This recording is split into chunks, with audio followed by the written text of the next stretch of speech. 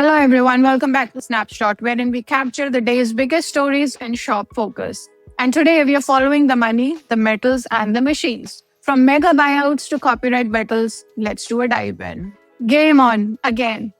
Private equity is making a comeback with Electronic Arts' 55 billion take private deal, the largest leverage buyout since 2008 financial crisis. Silver Lake, Saudi Arabia's public investment fund, and Jared Kushner's affinity partners think that they've found their cheat code. But the math looks a little risky. At 20 times forecast earnings, Electronic Arts is trading at a hefty premium to its 10-year average of 14 times. The buyers are putting in $36 billion in equity and will need to roughly double the company's enterprise value to triple their money. That's a tall order for a mature gaming company with stagnant revenues. The secret weapon out here? Artificial intelligence. The bet is that AI could slash EA's $2 billion annual R&D budget by replacing software engineers. Wall Street is trying to figure out which companies AI will transform versus destroy. This deal represents a leveraged bet on being able to tell the difference. Let's see if the game has a happy ending or if it's headed for another bankruptcy game over screen. The Swiss permission. Now, Switzerland has secured something rare, explicit permission from Washington to intervene in the currency markets. The joint US-Swiss statement recognizes market intervention as a valid tool for addressing currency volatility. Essentially, a green light for the Swiss National Bank to restrain the franc. This matters because the Swiss franc has surged 12% this year, pushing the Swiss inflation into further negative territory. The currency had briefly hit levels not seen since the shocking 2015 appreciation. The timing is particularly notable given that Switzerland is simultaneously battling 39% US tariffs on watches and cheese. By getting Washington's blessing on currency intervention, Bern avoids the political backlash of being labeled a currency manipulator. It's a diplomatic win that gives Swiss National Bank room to maneuver without risking even harsher trade retaliation. Swiss neutrality redefined for the tariff age. The golden panic. Gold has blasted past $3,800 per ounce as fear has gripped markets ahead of a potential US government shutdown. Bullion is up 45% this year, a blistering rally fueled by inflation fears and questions about dollar's reserve status, and the good old-fashioned fear of missing out.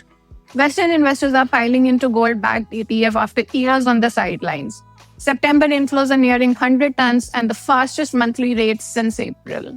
ETF holdings are approaching pandemic-era record highs. Meanwhile, central banks continue stockpiling gold as a hedge against dollar dominance, and hedge funds hold record long positions worth $73 billion.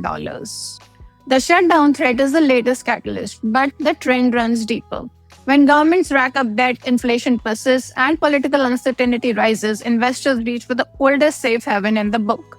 And as one strategist has put it, fear of missing out is now driving the market. At $3,800 and climbing, gold isn't just glittering, it's screaming.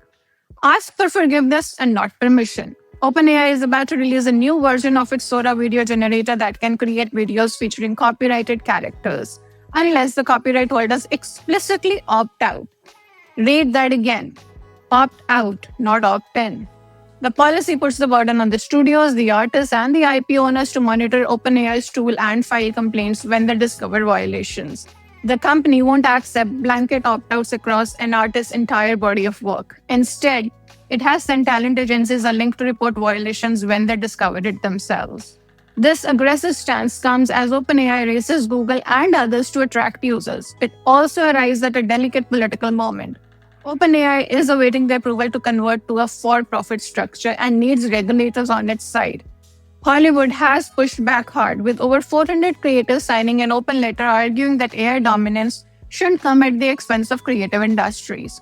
As one law professor has noted, maybe the thing they'll ask for forgiveness instead of asking for permission. In AI gold rush, it seems copyright is negotiable. From chat to cart. OpenAI just turned ChatGPT into a shopping mall. The company launched instant checkout, letting US users buy products from Etsy and Shopify merchants without ever leaving the chatbot. 1 in 10 ChatGPT users shows purchase intent, and OpenAI says, so why not close the sale right away? The move lays the groundwork for AI agent-based shopping.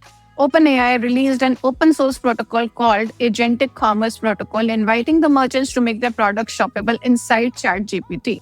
Amazon and Walmart haven't signed on as yet, but with 700 million ChatGPT users, that is 9% of the world's population, merchants may not be able to ignore this channel for long.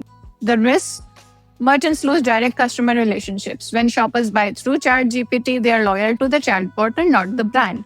OpenAI claims it's different from visiting a merchant's website, and the payment data flows through Stripe to preserve the merchant relationship. But make no mistake, OpenAI is positioning itself between consumers and retailers right where Google and Amazon have lived for years. The battle for the checkout button just got a new, very chatty competitor. And that's all that we have for you in Snapshot today. From gaming's big bet on AI to Gold's big moment to OpenAI's bold moves into shopping and copyright, we are watching established rules get rewritten in real time. Stay curious, stay sharp, and we'll see you tomorrow for another look at the news that matters.